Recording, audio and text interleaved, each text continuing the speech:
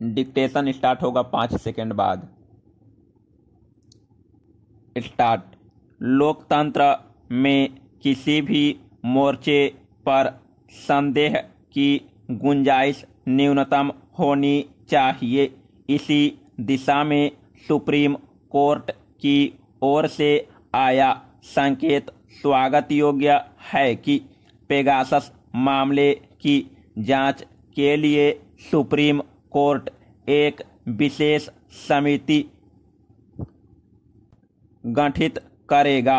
भारत के प्रधान न्यायाधीश एनवी रमन्ना ने गुरुवार को संकेत दिया कि सुप्रीम कोर्ट भारतीय नागरिकों की निगरानी के लिए इजरायली स्पाईवेयर पेगासस के कथित इस्तेमाल की जांच के लिए समिति गठित करेगा।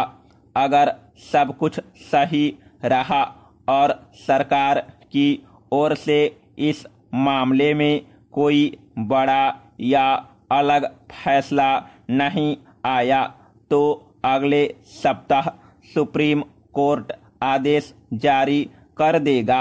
वैसे बेहतर यही होता कि केंद्र सरकार अपने ही स्तर पर मामले को आगे नहीं बढ़ने देती।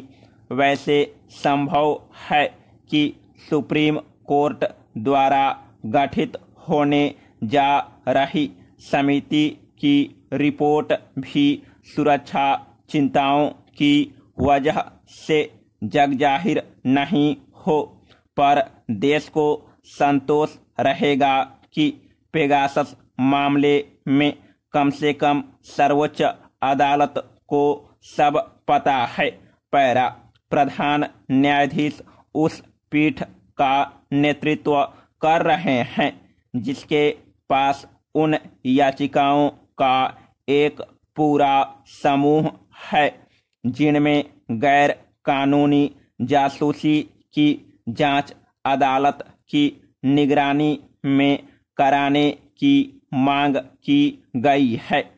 अदालत ने 13 सितंबर को ही अपना आदेश सुरक्षित रख लिया था।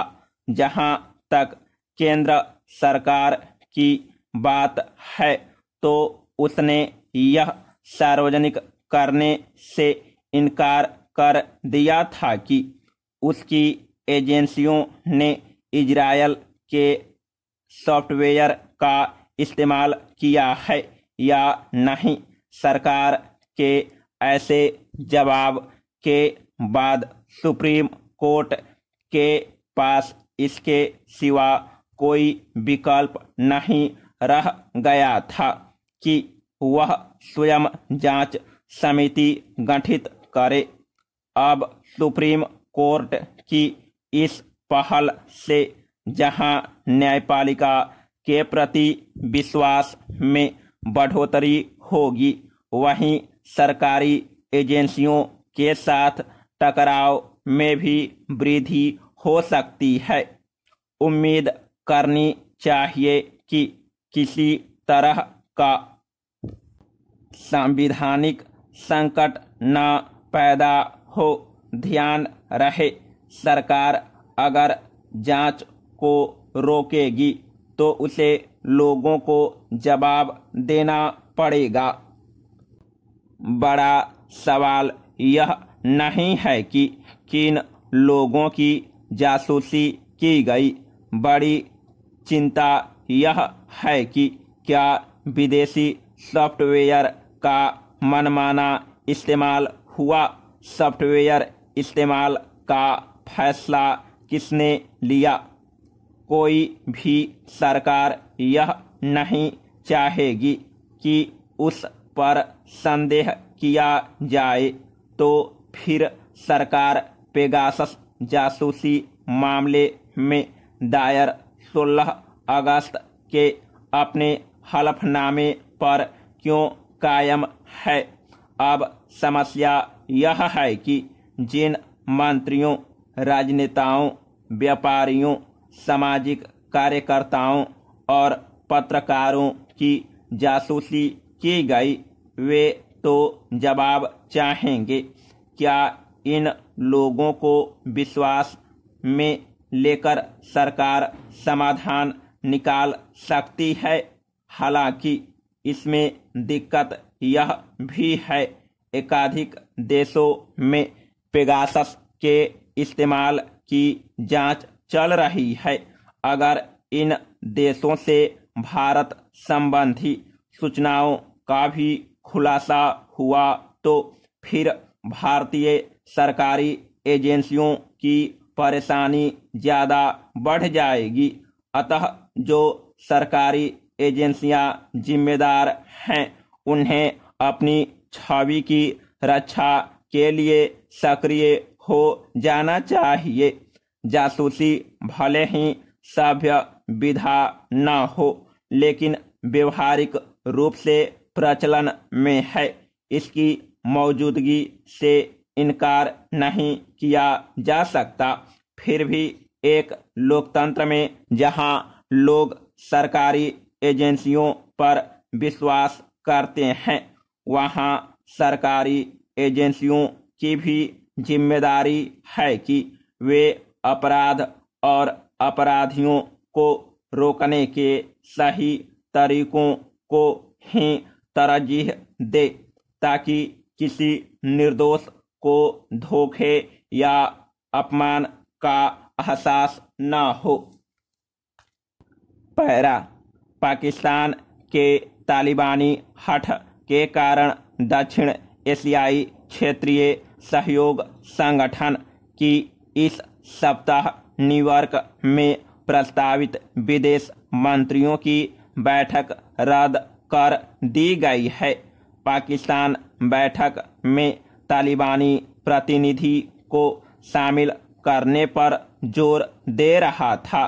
काबुल में तालिबान द्वारा बनाई गई अंतरिम सरकार को किसी भी देश द्वारा औपचारिक रूप से मान्यता नहीं दी गई है और पाकिस्तान हर मुमकिन कोशिश में लगा है कि तालिबान को मान्यता मिल जाए।